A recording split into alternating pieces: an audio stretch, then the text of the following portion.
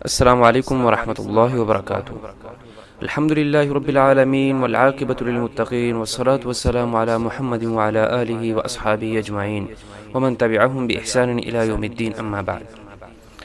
آج ہمارا 24واں پارہ ہے، اور جس طرح ہم نے ذکر کیا تھا پچھلے پارے کے حوالے سے کہ سورۃ الزمر جو ہے اس کو ہم چھوڑ رہے ہیں، اور کیونکہ ایک ہی سیاق ہے، ایک ہی معنی ہے، تو اسی اعتبار سے 24 کے ساتھ ہم شروع کریں گے۔ تو سورۃ الزمر شروع ہو رہی ہے۔ پہلے اللہ تعالیٰ نے یہ بیان فرمایا، تنزیل الکتاب من اللہ العزیز الحکیم، یہ غالب اور حکمت والے کی طرف سے نازل شدہ کتاب ہے، اور اس کے بعد یہ فرمایا کہ یہ حق ہے، یعنی سچی کتاب ہے۔ تو آگے حکم کیا ہوا؟ اخلاص کا حکم ہوا، فاعبد اللہ مخلصا لہ الدین، اللہ تعالیٰ کی عبادت کرو دین میں خالص ہو کر۔ اسی طرح یہ صورت اخلاص کا ذکر کرتے ہوئے ایسے لوگوں کا تذکرہ کرتی ہے جن پر قرآن اثر کرتا ہے۔ اللہ تعالی ہمیں بھی ایسے لوگوں میں سے بنائے کہ جب اللہ تعالی کے قہر یا اس کے عذاب کا تذکرہ ہوتا ہے تو خوف کی وجہ سے اپنے رب کے ڈرنے والوں کے رونگٹے کھڑے ہو جاتے ہیں۔ پھر جب اس کی مغفرت اور رحمت کا ذکر آتا ہے تو ان کے چمڑے اور دل امید کی بدولت نرم ہو جاتے ہیں اور اللہ کی یاد کی طرف جھک جاتے ہیں۔ آج ہم غور کریں کہ جب آیات پڑھی جاتی ہیں تو ہمارے دل کی کیفیت کیا ہوتی ہے۔ اگر کیفیت نہیں بدلتی تو ہمیں اپنے ایمان کی فکر کرنی چاہیے۔ اسی طرح سورہ زمر کے آخر میں جنتیوں اور دوزخیوں کا ذکر ہوا کہ وہ قیامت کے دن کس طرح پیش ہوں گے۔ آج ہمیں غور کرنے کی ضرورت ہے کہ ہم اپنے آپ کو کن میں شامل کیے ہوئے ہیں۔ انسان کو ہمیشہ امید کی بنیاد پر نہیں رہنا چاہیے، بلکہ اللہ تعالیٰ کے راستے میں مسلسل اور انتھک کوشش کرنی چاہیے، اور اعمال میں ہمیشہ سبقت لے جانی چاہیے، تاکہ ہمیں کہیں فرشتے ہمیں جب قیامت کے دن ہم پہنچیں تو السلام علیکم طبتم فادخلوها خالدین، فرشتے ہمیں سلام کہیں، تو نہ کہ جہنمیوں کی طرح فرشتے برا بھلا کہیں۔ تو اللہ تعالی ہمیں اہل جنت میں سے بنائے۔ اس کے بعد سورہ غافر شروع ہو رہی ہے۔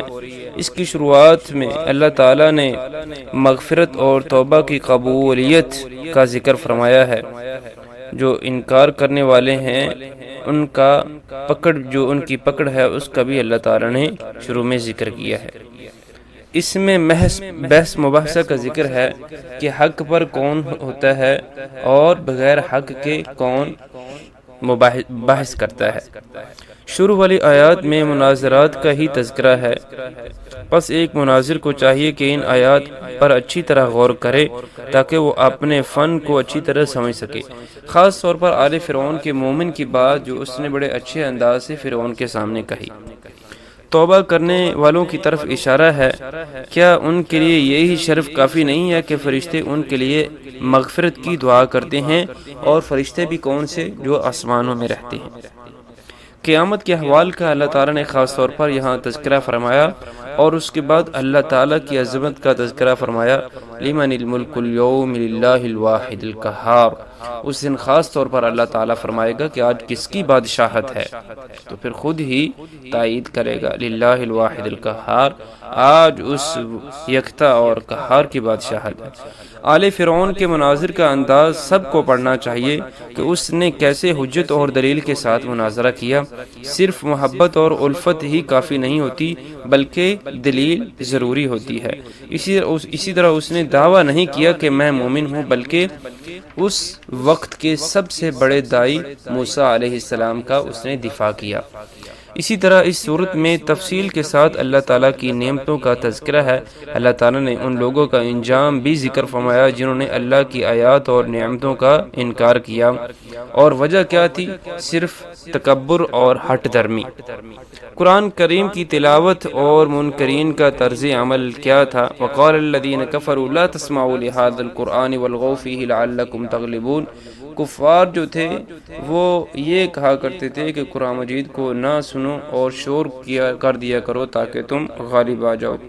تو اس میں جس کے پاس دلیل نہ ہو تو وہ ہمیشہ شور ہی کرتا ہے، اور وہ یہی کرتا ہے کہ کسی طریقے سے دوسرا جو مخالف ہے اس کو خاموش کروایا جا سکے۔ شور کر دینے سے مسئلہ حل نہیں ہوتا، بلکہ انسان کو ہمیشہ دلیل کی پیروی ہی کرنی چاہیے۔ جو شور کرتے ہیں، دلیل کے پیچھے نہیں چلتے، تو حقیقت میں وہ کفار کے طریقے پر ہی ہیں۔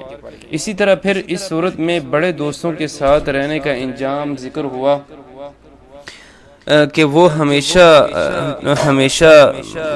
گمراہی کفر ہی پھیلاتے رہتے ہیں، اور جو بھی ان کے ساتھ چلے اس کو ہمیشہ گمراہی اور کفر کی ہی تعلیم دیتے ہیں۔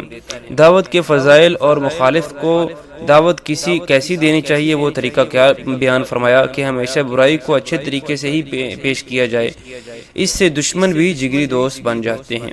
سورت کے آخر میں منکرین کا تذکرہ فرمایا اور قرآن کے بارے میں ضروری ہدایات بھی، قرآن کے بارے میں یہ بتایا کہ یہ شفا بھی ہے اور ہدایت بھی ہے۔ اللہ تعالی ہمیں روحانی اور جسمانی شفائے کاملہ عاجلہ عطا فرمائے، ہمارے سینوں کو قرآن کے نور سے منور فرمائے تاکہ ہم دنیا اور آخرت میں کامیاب ہو سکیں۔